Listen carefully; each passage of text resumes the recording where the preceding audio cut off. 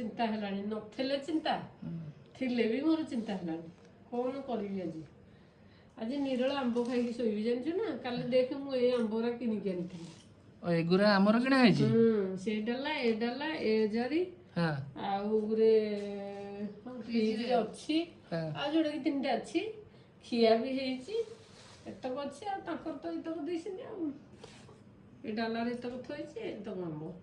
ବୋଉ ଖାଲି ଆମ୍ବ ଆଉ ଭାତ ଆଉ ଡାଲି ଟିକେ ଆଉ ତା ଭିତରେ ବି ଗଳି ପଡିଛି ଆଇଁଷ ଖୋଜିବେ ନାଇଁ ଆଜି ଆଉ ଖୋଜିବେନି ନାଇଁ ସକାଳେ କହୁଥିଲେ ଚିଙ୍ଗୁଡି ଖାଇବେ ବୋଲି ହଁ କିନ୍ତୁ ସମୟ ତ ହେଇଗଲା 10ଟା ପରେ ଆଉ କୋଉଠି ଚିଙ୍ଗୁଡି ମିଳିବ ଛୋଟ ଚିଙ୍ଗୁଡି ମାନେ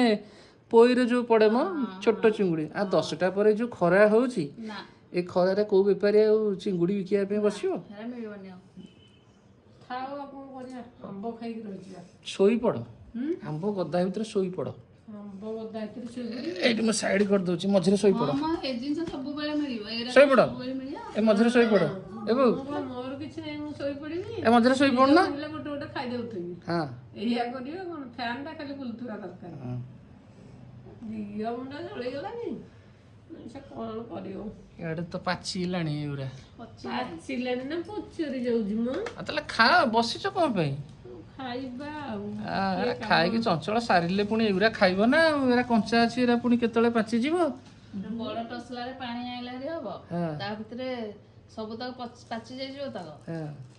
ଧୋଇକି ଖାଇବେ ଗୋଟେ ଗୋଟେ ବସିକି ଆଉ ଖା ଖା ଖା ଲାଗି ପଡ ଖାଇବାରେ